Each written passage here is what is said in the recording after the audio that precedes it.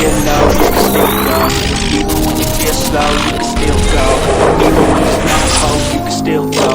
I never answer to no, man, I still go. Go, go, go, go, go, go, go, go. Brian Giles from Brian Giles MTG. And I know that I am very, very late with all of this.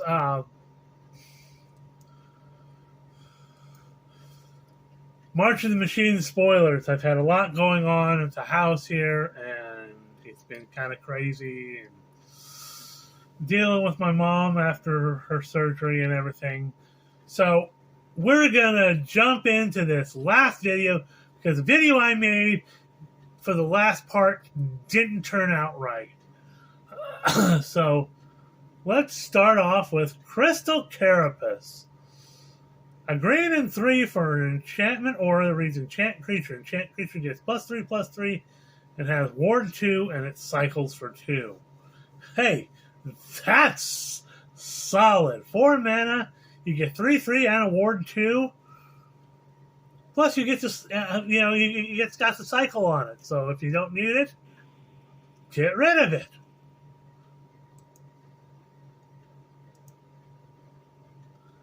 Then we have Fer-de-Lance Favor, a green and 3. An instant reads, target player searches their library for basic land card, puts on the battlefield tap, put 2 +1/+1 counters on a one target artifact or creature.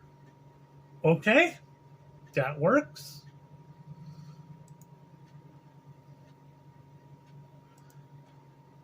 Iridescent Blademaster, a green and 1 for an elf warrior, a 2/2 elf warrior.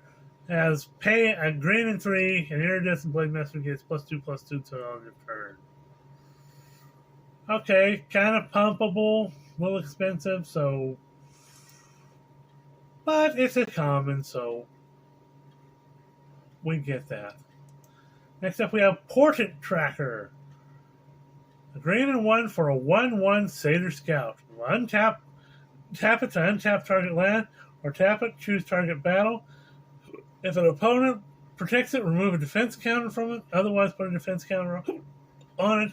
Activate only as a sorcerer.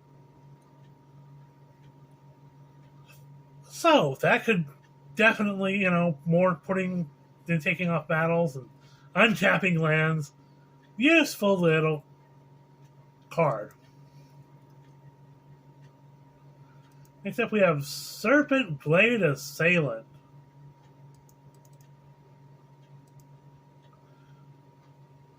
Green and 2 for a 2/1 elf warrior with backup 1 and Death Touch. Wow, this is pretty good.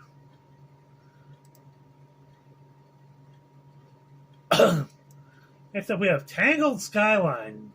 A green and 4 for an enchantment that reads Tangled Skyline enters the battlefield. You gain 5 life and incubate 5. Ooh. That's nice. You get a 5 token incubator, and it says Phyrexians you control have reach. So if you're playing in a big stompy green type Phyrexian deck, this is a cool enchantment to have. It's well worth the 5 mana because you gain 5 life, you get a 5 counter incubator token, and all your Phyrexians have reach.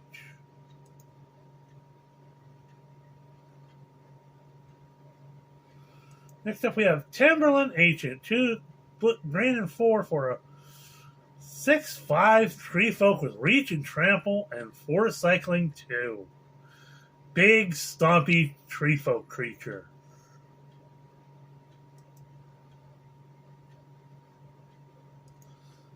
Then we have Vengeant Earth. A green and 1 for instant that reads target creature or land you control becomes a 4/4 elemental creature with haste in addition to its other types until end of turn. It must be blocked this turn if able. Oh, there could be some fun things built around that. Good card for limited. Then we have Wary Thespian. Green and 1 for a 3/1 cat druid. When Wary Thespian enters the battlefield or dies, surveil 1.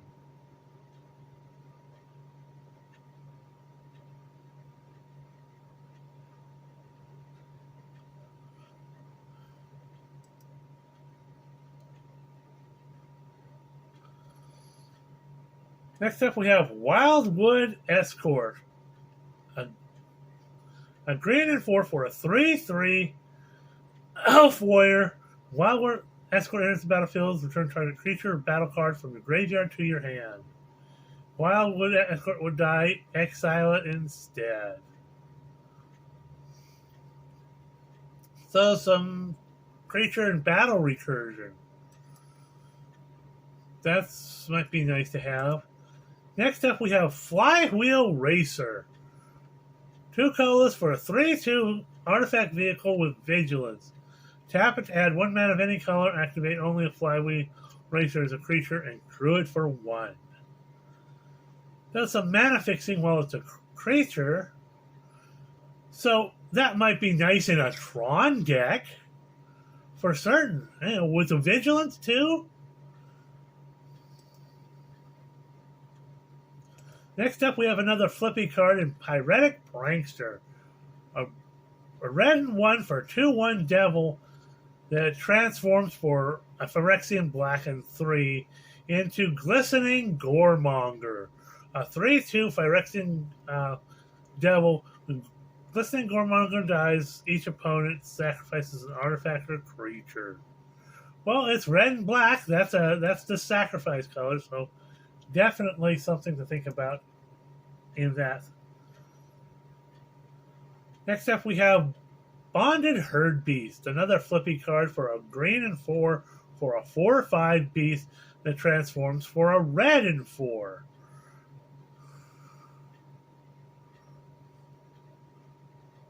And it transforms into Plated Kiln Beast, a 7/5 Phyrexian beast with menace.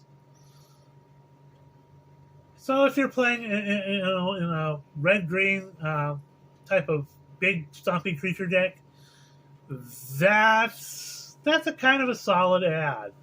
Especially, if you have that red mana available, just flip it over the next turn and oh look, it's a 7/5 with menace. Next up, we have Halo Hopper. Somebody's going to try to make a frog tribal. 3 colors for 3/2 frog with Convoke. Kind of looks like a cross between something out of Kamigawa and New Capenna. Has the Kamigawa halo, but it's got the origami style of, and it has a New Capenna halo with the origami style of Kamigawa. So that's kind of weird. Next up, we have a reprint in Kite Sail. For 2 colors, you get artifact equipment. Creature gets +1/+0 and has flying and equipped for 2.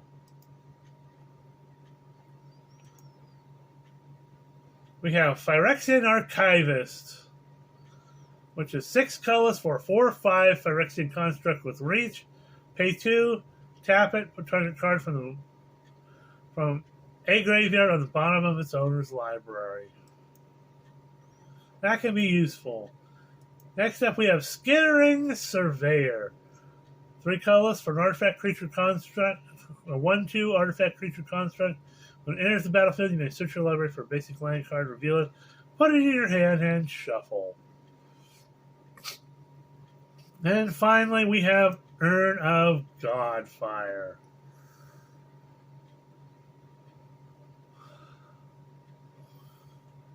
So a single colorless mana for an artifact that reads, pay 2 colorless, add a mana of any color.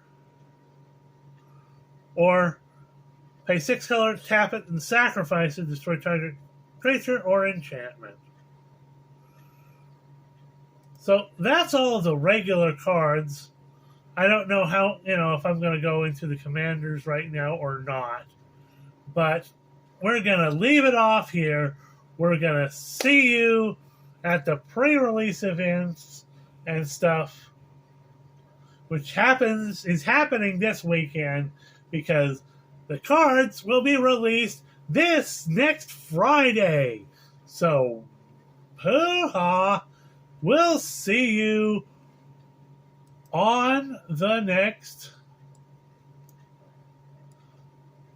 video.